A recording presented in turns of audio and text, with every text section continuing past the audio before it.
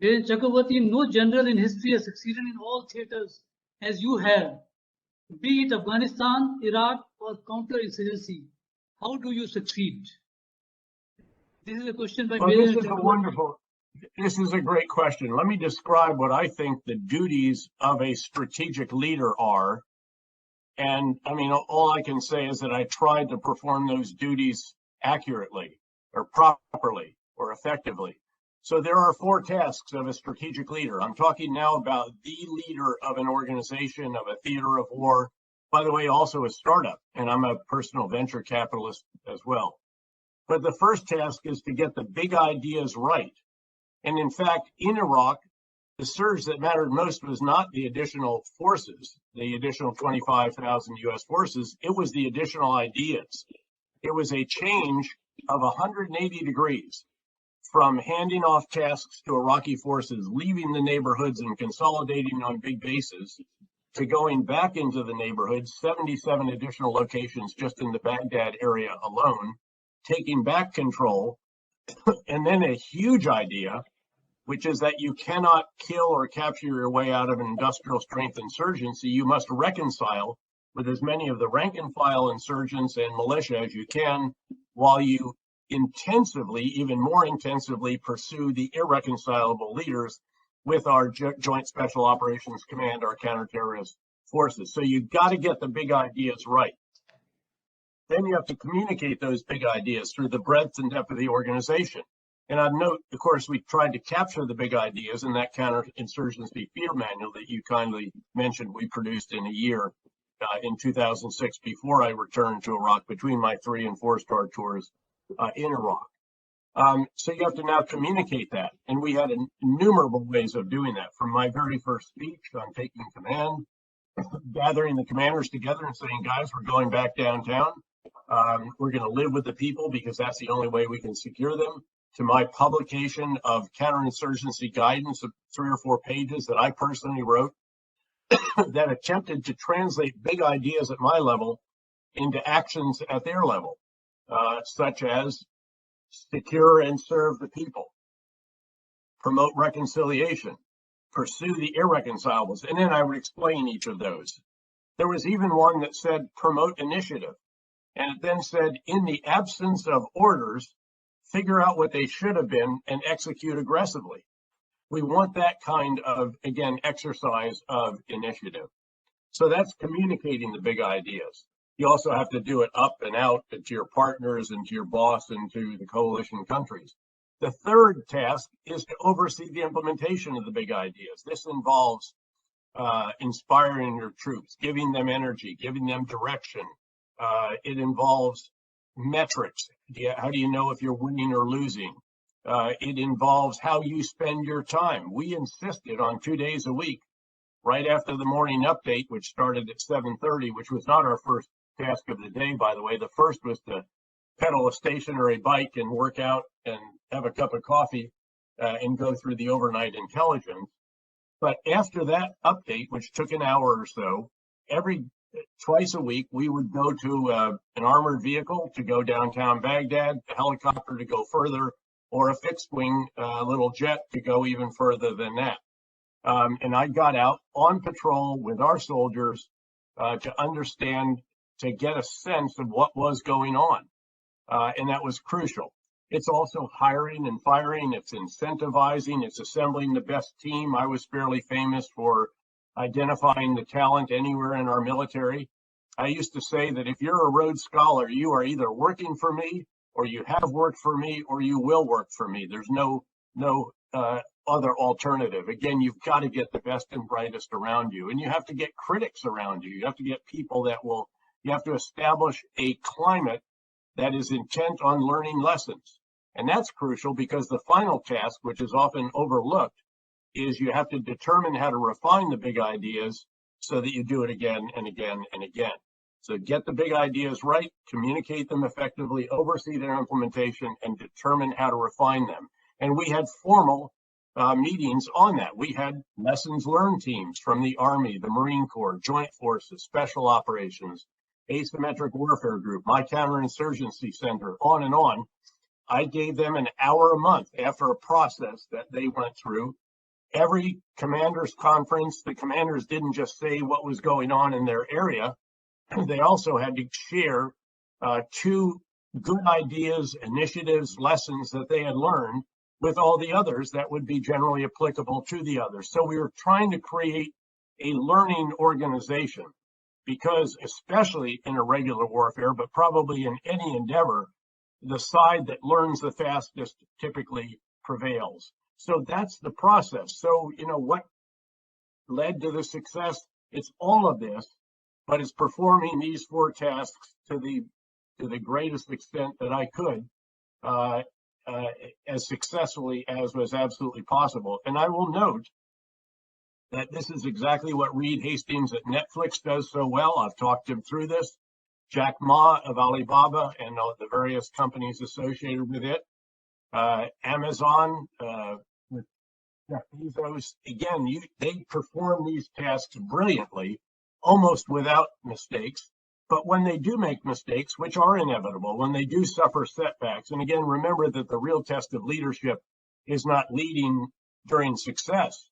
It's leading in adversity. It's leading when there are setbacks, and dealing with that. And as I mentioned, in Iraq, particularly in the first half of the surge, which was about that command tour was 19 and a half months of grinding experience. That was a daily basis of tough casualties, real setbacks, as well as the gradual accumulation of successes to the point that then we ultimately drove violence down by 85%, built up host nation capabilities and capacities and all these other tasks that are so important to solidify the security gains, because that becomes the foundation on which all else is built. But you have to have that security foundation or you have nothing else.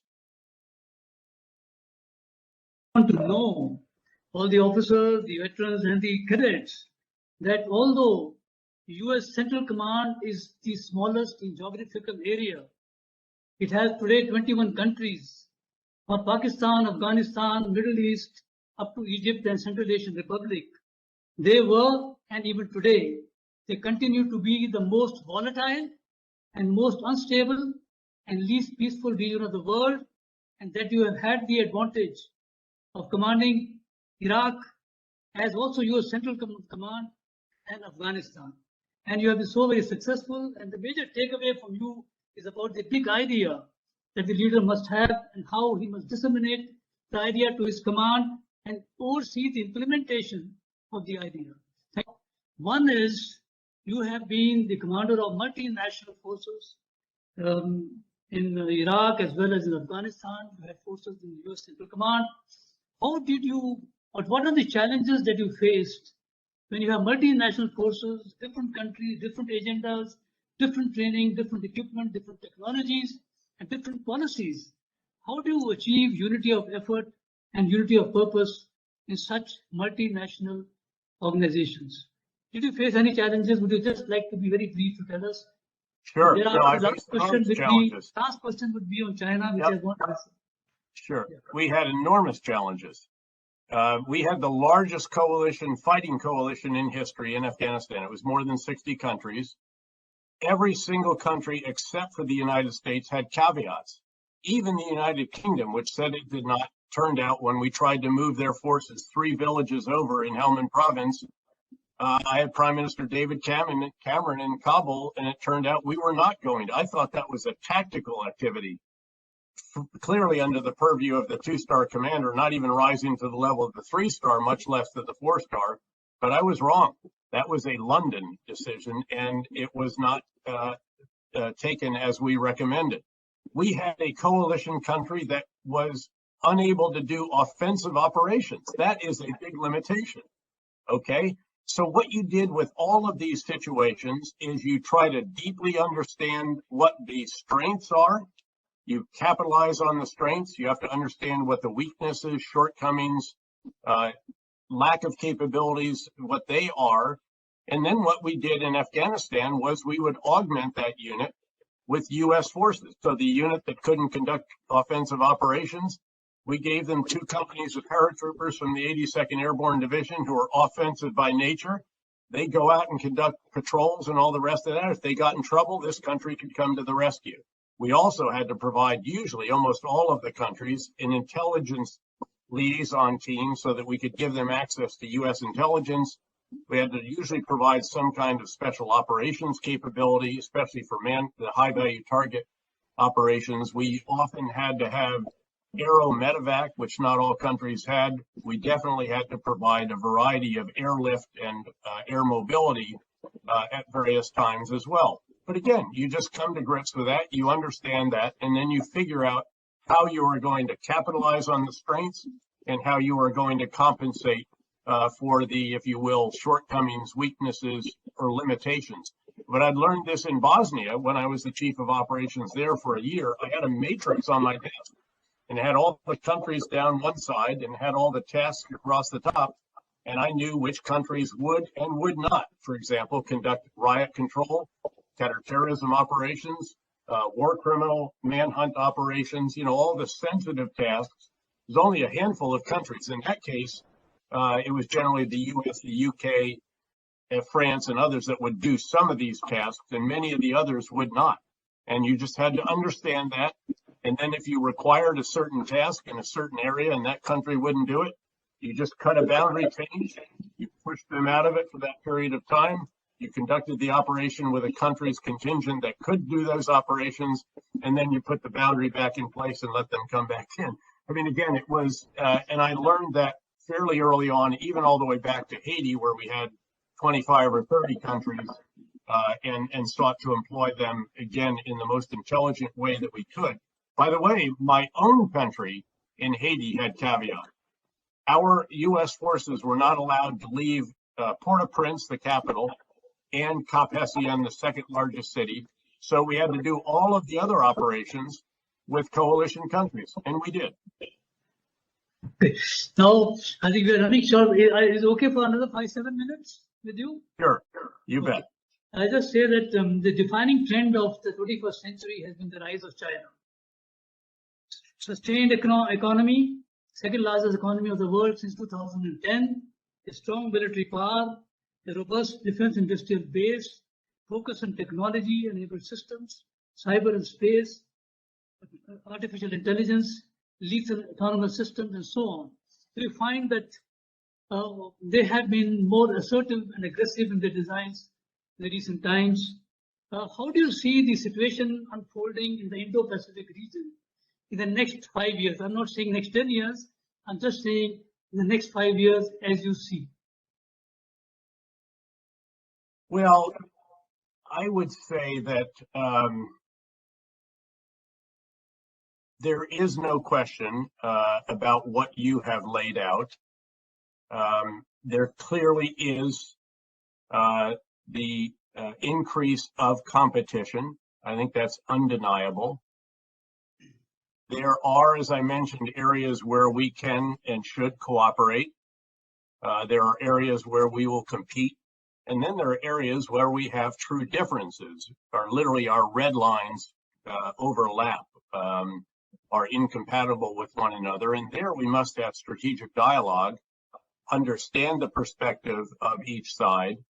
And in our case, we must have a campaign that seeks to influence decision-making to the extent that you can, including deterring aggressive activities that could result in real kinetic combat, in true combat, even as a result of a misperception or a mistake or a collision at sea or an air incident or something like that, which we have had, as you know, in the past. There was an actual aircraft that was actually hit by a Chinese aircraft, and our aircraft ended up landing in China for a period of time. There have been mistakes over the years. You may recall, in fact, the campaign against Serbia, a terrible mistake where the United States actually struck the Chinese embassy. It was not during work hours, but again, really a very nearly catastrophic error. In fact, my boss at that time, I was working for the chairman of the Joint Chiefs. We had his 3-star overall chief of staff went to China to apologize. Again, these issues arise, so you've got to have good communications. You have to have consistency, not just of message, but in action.